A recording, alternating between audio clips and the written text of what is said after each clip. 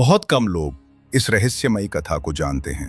एक ऐसी कथा जो त्रेता युग से जुड़ी है, एक ऐसी कथा जो सीता माता के जीवन के सबसे करुण अध्याय की भूमिका बनी।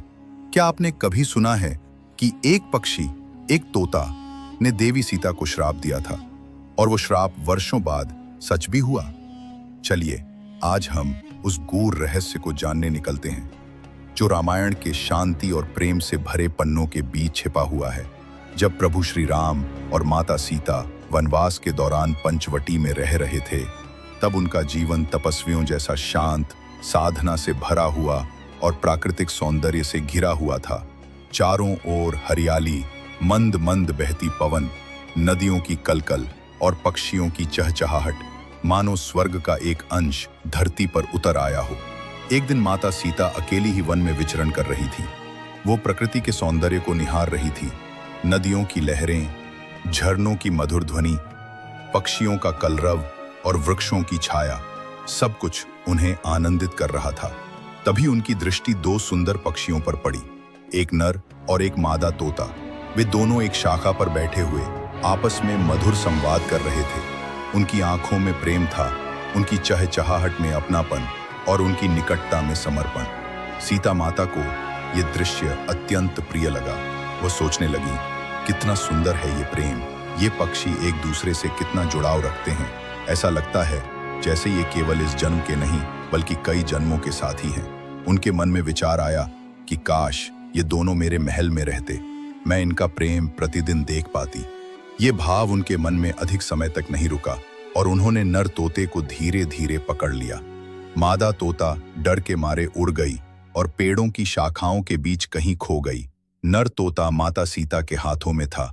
उसने देखा कि उसकी प्रियतमा गायब हो चुकी है, उसकी आत्मा का अंश उससे दूर हो गया है। वो व्याकुल हो उठा।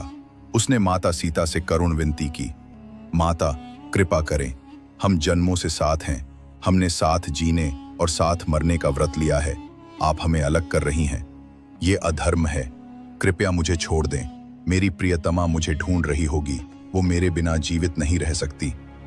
माता सीता पूर्वक पालूंगी, मेरे पास अयोध्या में सुंदर पिंजरे हैं, स्वादिष्ट फल हैं और तुझे कोई भय नहीं होगा।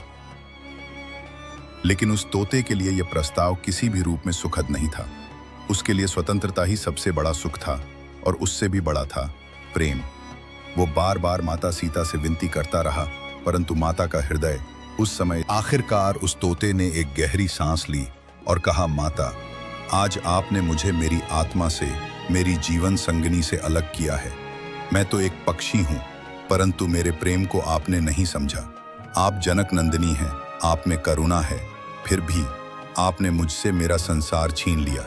इसका परिणाम आपको भी भोगना पड़ेगा। एक दिन आएगा जब आप भी अपने बच्चों से अलग होंगी, तब आप समझेंगी कि क्या होता है किसी अपने से बिछड़ने का दर्द। और इतना कहकर उस पक्षी माता सीता उस समय ये सब समझ नहीं सकी। उन्हें लगा ये तो एक संयोग है, एक पक्षी की पीड़ा भले ही वे महसूस कर रही थी, लेकिन उन्होंने नहीं सोचा था कि वो वाणी श्राप थी। समय बीतता गया, रावण का वध हुआ, अयोध्या वापसी हुई, राम राज्य की स्थापना हुई, सब कुछ दिव्य था।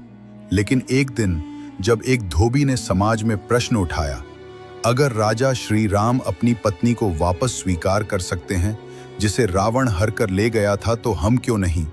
तब श्री राम को निर्णय लेना पड़ा जो उनका सबसे पीड़ादायक निर्णय था।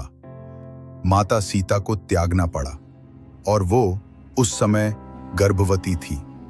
वे एक बार फिर वन को चली गईं, लेकिन इस बार अकेली थी, श्री राम के बिना।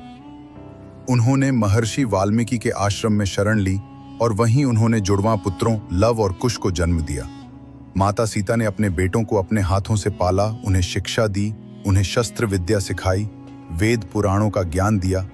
उन्होंने पुत्रों को महान बना दिया। लेकिन वर्षों तक वे उस श्राप को झेलती रहीं जो उस तोते ने उन्हें दिया था। अपने बच्चों के साथ होते हुए भी वो संसार से छुपकर जी रही थी।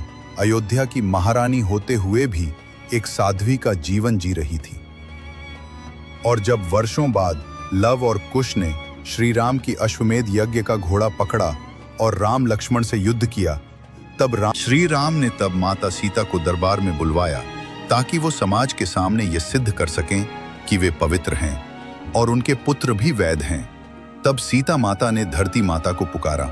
उन्होंने कहा, यदि मैं सदा पवित्र रही हूं, यदि मेरा मन, वचन और कर्म श्री राम के प्रति ही समर्पित रहा है, तो हे धरती माता, मुझे अपनी गोद में ले लो। और तभी पृथ्वी फटी और सीता माता उसमें समा गईं। उनका ये अंतिम निर्णय न केवल एक स्त्री की पीड़ा का प्रतीक था, बल्कि उस तोते के श्राप की पूर्णता भी थी। एक ऐसा श्राप जो उन्होंने समझा नहीं, लेकिन झेला जरूर। तो दोस्तों, ये कथा हमें सिखाती है कि प्रेम चाहे किसी भी रूप में हो, मनुष्य का हो या पक्षी का, उसका अपमान नहीं करना चाहिए। प्रत्येक जीव की भावना का सम्मान करना चाहिए। सीता माता जैसी करुणामयी देवी भी एक मासूम पक्षी की भावना को नहीं समझ सकीं और अनजाने में ही एक श्राप का कारण बन गईं। इस कथा में दुख है, गहराई है और एक अनसुना सत्य भी है। यह हमें यह भी बताता है कि प्रकृति और जीवों से कैसा संबंध होना चाहिए। अगर हम ध्यान से देखें तो यह केवल एक श्राप की कथा नहीं, बल्कि चेतावनी है। दूसरों के प्रेम और भावनाओं को न समझना एक दिन स्वयं हमें उसी पीड़ा से गुजार देता है। जय श्री राम, जय जानकी माता।